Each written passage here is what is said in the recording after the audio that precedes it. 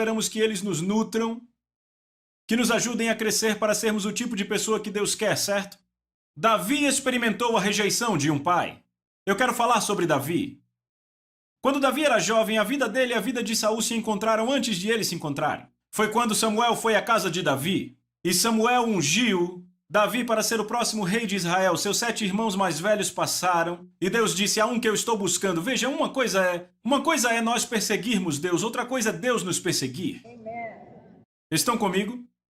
E eu não sei vocês, mas eu adoraria ser alguém que Deus busca. E Deus estava buscando a Davi e enviou o profeta à sua casa. E o profeta viu todos aqueles que pareciam ser o candidato perfeito ao próximo rei, e Deus disse: é aquele ruivinho que cuida das ovelhas que eu busco. Amém? Então agora, Davi foi ungido para rei. Você imagina os pensamentos que passaram por Davi? Quando o óleo descia por Davi, ele pensava: esse é o profeta de Israel, aquele que ungiu o rei Saul, e ele dizia: eu serei o próximo rei. Bem, o tempo passa e lá no palácio Saul está atormentado. E os homens de Saul que o cercavam tinham de encontrar um músico habilidoso e lembraram: ei, há aquele filho de Jessé que toca a harpa muito bem. Então trouxeram Davi, Davi começa a ministrar a Saul musicalmente, e Davi acha aquilo fenomenal. É minha posição de entrada. Então mais tarde, os filisteus e Israel estão em guerra. E já estavam em guerra há algum tempo, e o pai de Davi diz: eu quero que você leve comida a seus irmãos e veja como eles estão. Quando ele chega, vê todos assustados atrás de pedras, se escondendo de um gigante que tem cerca de 3 metros de altura. E quando ele chega, seus irmãos diz: quem é esse incircunciso filisteu? Eles ficam com raiva e Davi entende: é por isso que eu estou aqui. E ele sai dos seus irmãos para o rei e diz: eu vou pegá-lo. E Davi pergunta no processo: o que será dado ao homem que matar o gigante? E eles dizem: receberá a mão da filha do rei em casamento. E Davi diz: rapaz, estão comigo? Então Davi diz ao rei: eu matarei. E Davi vai e mata Golias. Então a filha do rei Saul, Mical, é dada em casamento. Agora o rei Saul pede que ele se mude para o palácio. Davi se torna amigo de Jonathan. Ele agora come à mesa do rei, e o rei Saul, na verdade, faz de Davi seu escudeiro. Então Davi pensa com seus botões. Ele pensa: é fenomenal. O que Deus profetizou está acontecendo. Eu fui trazido ao palácio do rei, eu comi à sua mesa, tenho favor com seus filhos, eu sou seu escudeiro, eu tenho a mão de sua filha em casamento. Esse rei vai me mencionar um dia e me pôr no trono. Uau, o plano de Deus se desdobra diante dos meus olhos. Bem, voltaram de uma batalha e você sabe o que houve. As mulheres começaram a proclamar, disseram: Saul matou seus milhares e Davi matou dezenas de milhares. E Saul fica com raiva e com ciúme. Então agora Davi ministra ao rei algumas vezes no palácio, e o rei pega uma lança e tenta pregar Davi na parede. E depois da segunda vez, Davi, que era um cara esperto como qualquer outro, diz: eu vou sair daqui, senão eu vou virar um quadro, ok? E então ele vai embora. Pelos próximos 14 anos, agora ouça com atenção, Davi não mora mais em casa, no conforto da sua própria cama, no abrigo dos seus próprios pais e irmãos. Ele agora tem vivido em cavernas e em desertos. Sua vida agora está totalmente mudada. Desde a idade de 16 anos até a idade de 30 foi onde ele teve que morar. E esses são os melhores anos da vida de alguém, sabe? E só por uma razão: porque o seu líder está tentando matá-lo. Agora, em 1 Samuel 24, Saul descobre que Davi estava no deserto de En-Gedi. Certo? E quando Saul sai, ele sai com 3.000 dos melhores guerreiros de Israel para fazer uma coisa, amigos: matar Davi. Agora você consegue imaginar, se você é uma pessoa e o seu líder está querendo te destruir absolutamente. Agora ouça, estamos falando de um líder sob o qual Deus te pôs. Estão comigo? Não foi o diabo que pôs Davi sobre Saul, foi o Senhor. Estão comigo?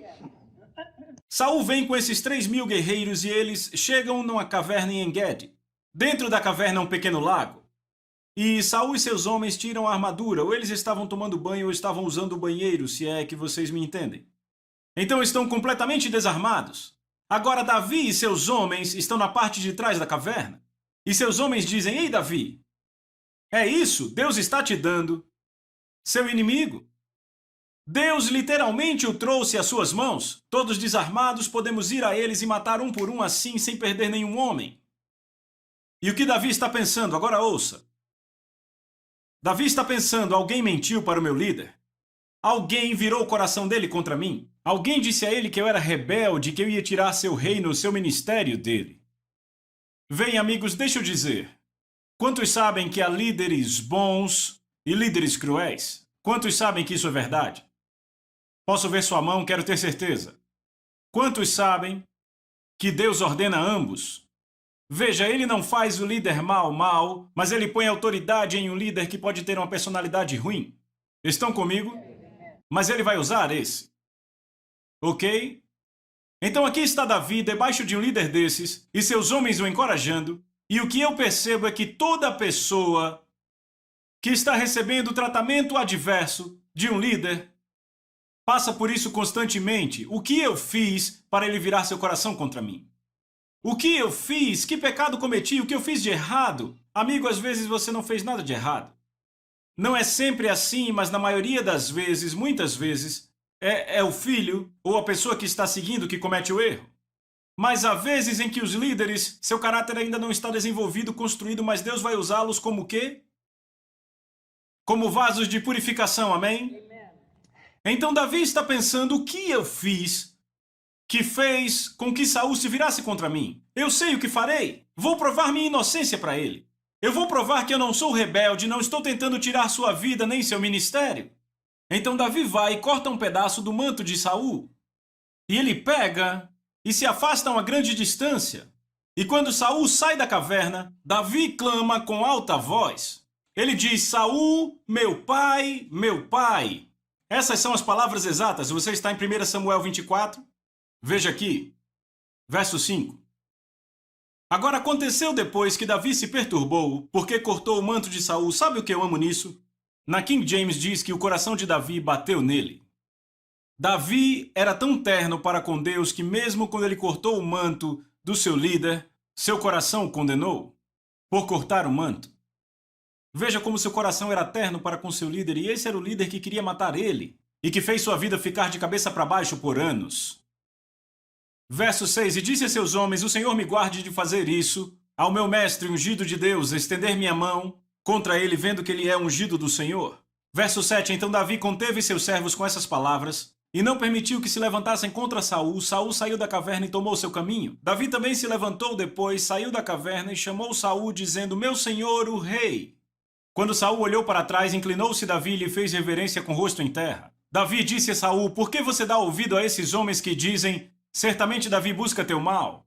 Veja, hoje teus olhos viram que o Senhor te entregou em minha mão na caverna, e alguns me disseram para te matar, mas minha mão te poupou. E eu disse, eu não vou estender a minha mão contra o meu Senhor, pois ele é ungido do Senhor. Verso 11. Além disso, meu pai, repita, meu pai. Agora você vê o que Davi está fazendo, ele está clamando, por favor, seja um pai para mim. Por favor, seja um líder para mim. Eu apenas quero ser seu filho. Além disso, meu pai, veja aqui a orla do seu manto em minha mão. Pois pelo fato de eu ter cortado a orla do seu manto e não te matado, saiba e veja que não há nem mal, nem rebelião em minha mão. E eu não pequei contra você, ainda que casses a minha vida. Então veja que Davi é muito claro tentando mostrar a Saul, não há rebelião em mim. Eu não estou interessado em te destruir. Agora, Saul olha para Davi e diz, Davi, você é mais justo do que eu sou, que Deus te abençoe, e Saul vai embora. Agora vocês imaginam o alívio de Davi, amigos?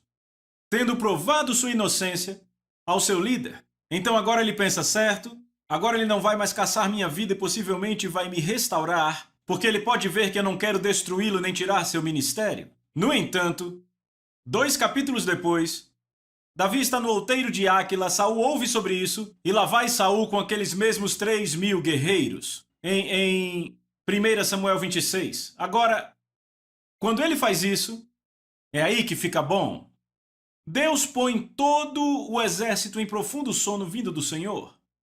Certo? E Davi sabe disso. Repita, sono profundo do Senhor. Então esse não é um sono comum, Deus literalmente derruba esses caras, e quando Deus derruba alguém, ninguém acorda. Certo? Então Davi diz, ei, Deus os colocou em profundo sono, Deus revela isso a Davi, então ele olha para os homens e ele diz, certo, eu vou para o acampamento de Saul, quem vem comigo? E o Senhor pega o cara perfeito, Abissai, que é o irmão de Joabe, que é sedento por sangue. Você entende? Abissai matava quem olhasse torto para ele, entende? Então Abissai e Davi se esgueiram até o acampamento, E eles passam por todo o caminho até o centro do acampamento, onde estavam Saul e Abner. E lá estava Saul derrubado, Abner ao seu lado derrubado. E Abissai pega a lança, e Abissai diz: certo, Davi, é só você falar, só dar o comando, e eu enfio isso aqui nele e ele nunca mais levanta. Davi? Davi não diz nada. Ele não fala nada. E Abissai vira para ele e faz: o que você está fazendo? Me dê a ordem. Davi não diz nada. Abissai diz: qual é o problema, cara? Ouça, Davi. Ele veio para te matar. E você provou sua inocência a ele há 2 capítulos atrás, Davi.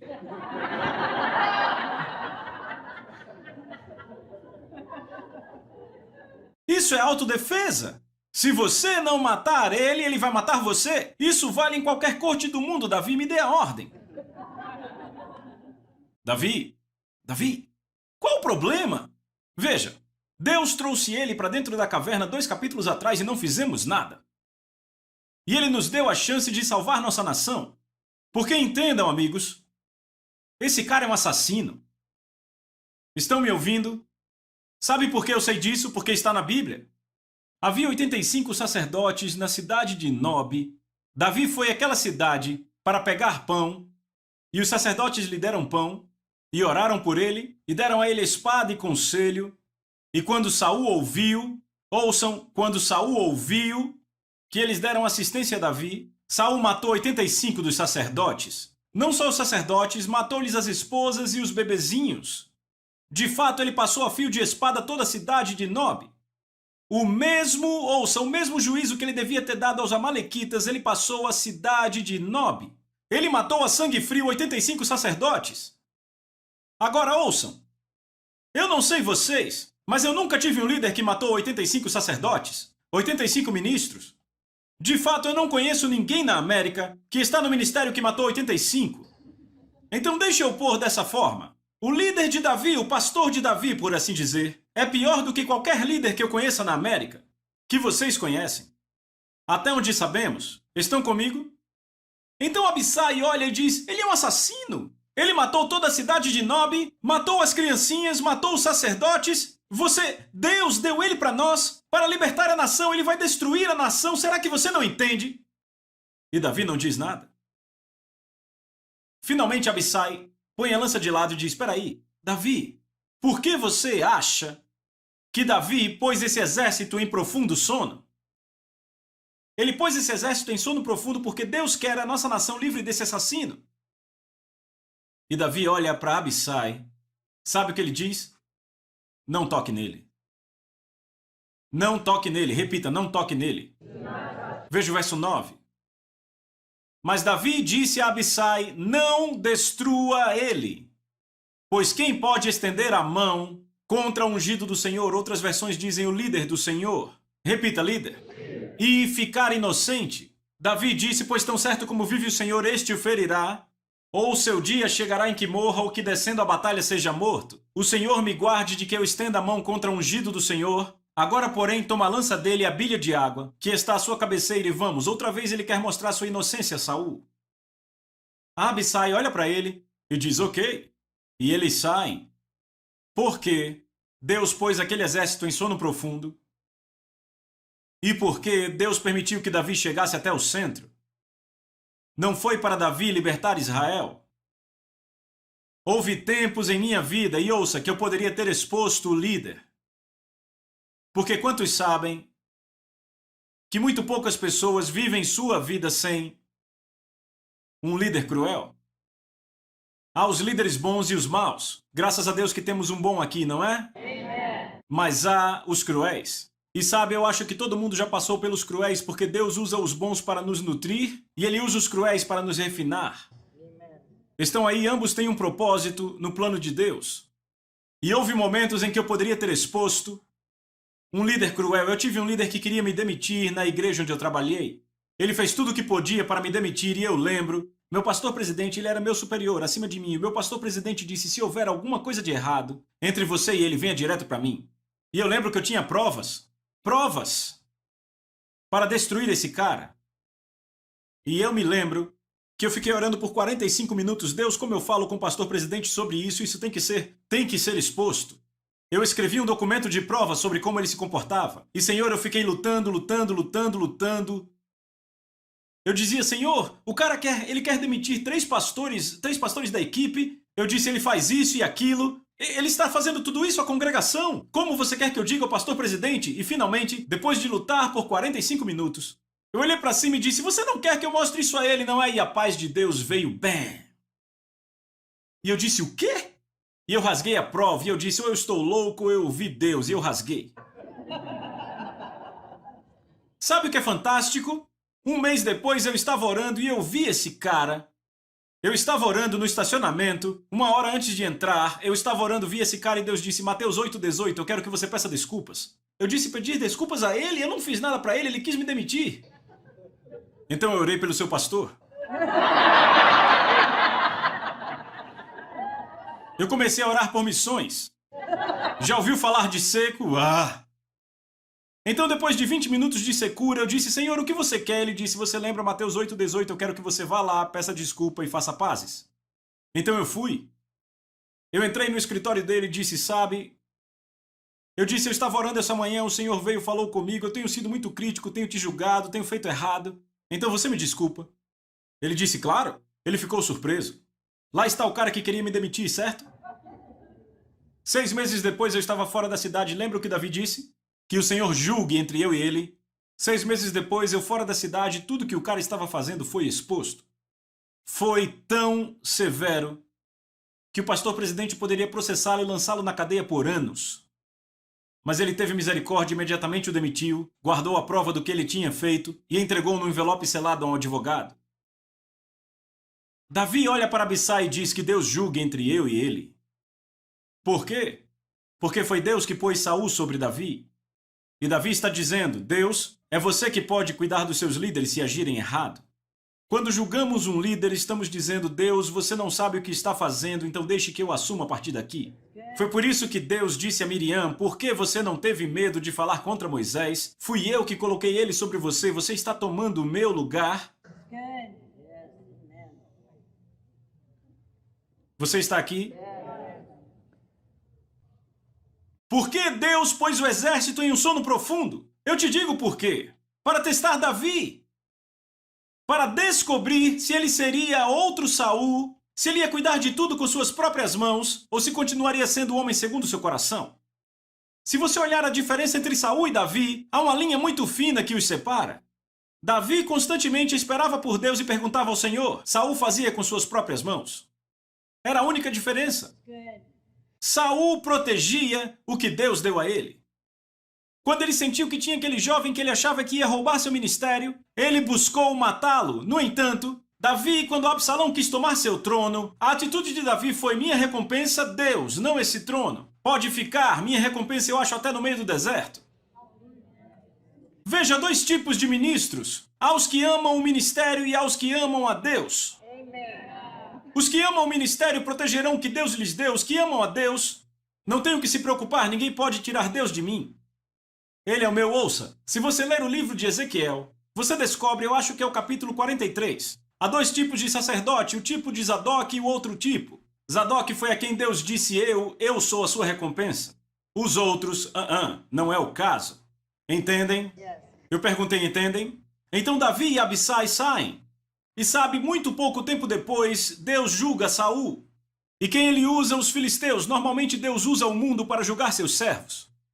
E os filisteus matam Saul. Agora ouça com atenção. Quando os filisteus matam Saul, Davi não vai, rapaz. Teve o que mereceu. Já era hora. Estragou 14 anos da minha vida. Eu dormia em pedras como se fossem travesseiros. Já era tempo de Deus pegá-lo. Isso é alguém ofendido? Jesus disse, a boca fala do que o coração está cheio. O que Davi faz quando Saul é julgado? Por Deus. Ele ama todos de Judá a amar Saul, cantar para Saul. E ele diz, ei, não proclamem isso nas ruas de Asquelon. E para os filisteus ele disse, não se alegrem as filhas dos filisteus. E ele diz, Saul, você é amável. E ele ensina a todos os homens cantarem uma canção de amor para Saul. E então um jovem chega e fala sobre Saul. Na verdade, eu inverti. Quando o jovem fala a Davi que Saul morreu na batalha, o jovem acha que vai ganhar pontos com Davi. E Davi diz, como você sabe que ele morreu? Porque ele estava ferido para morrer e não queria ser torturado. Então ele me disse para matá-lo e eu o fiz. E Davi diz, como você pôde não temer, estender sua mão contra o ungido do Senhor? E Davi matou o homem que achava que ia ganhar pontos.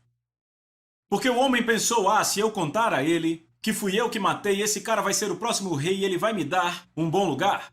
Aconteceu exatamente o contrário. Estão comigo? Então Davi caçou algum descendente de Saul e ele o abençoou e deu um lugar na mesa do rei. Agora isso parece um homem ofendido? Eu disse, isso parece um homem ofendido? Davi percebeu nos 14 anos que fugia de Saul, nos 14 anos da perseguição que sofreu por Saul, que na verdade eram os anos em que ele era treinado para ser o pastor de Israel. Veja, você tem que entender isso. Deus pôs sonhos em cada um de vocês. Você vai passar por adversidade. Eu lembro que uma vez quando eu orava, Deus mostrou em meu espírito, ele disse, esse é o sonho para o qual te chamei.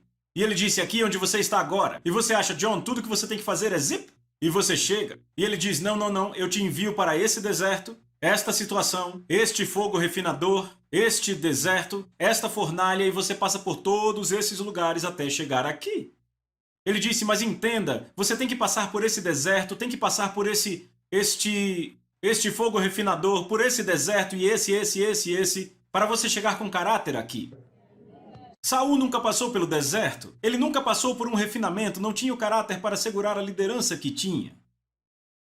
Davi no deserto foi onde seu caráter foi desenvolvido. Quando Saul o perseguia, seus líderes não lhe tratavam bem. Ele virou tudo isso e ao invés de ficar ofendido, fez disso um calço para a sua vida. Ao invés da ofensa, que é uma pedra de tropeço em sua vida, ele acabou transformando o tratamento que o queria matar e destruir, o transformou em um trampolim que o levou à grandeza. Estão comigo? Amigos, deixa eu deixar claro. Eu quero reforçar isso.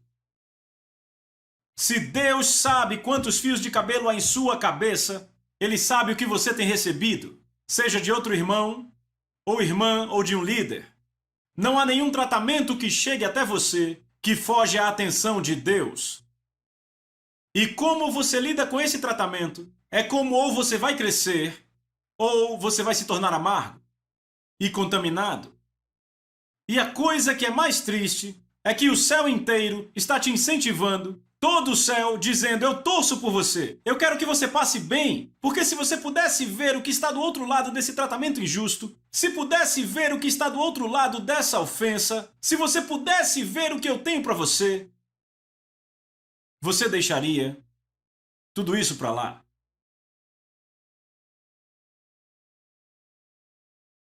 Sim, posso olhar de volta para aqueles tempos e dizer, sim, eu lembro, foram dolorosos. Doeu, vieram perguntas, muita dor em meu coração, mas quando olho agora,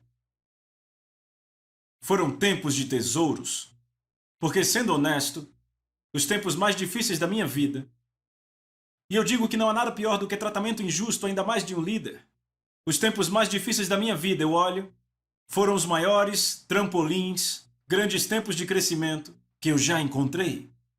E o triste é quantas pessoas não tiram bênçãos disso, porque elas não veem o agir do Espírito Santo em sua vida naqueles momentos. Eu estava falando com meu querido amigo Kevin, e eu disse, Kevin, eu estou convencido que um passo de obediência, quando não se tem vontade, vale muito mais do que 1000 passos de obediência quando se tem. O céu vai revelar isso.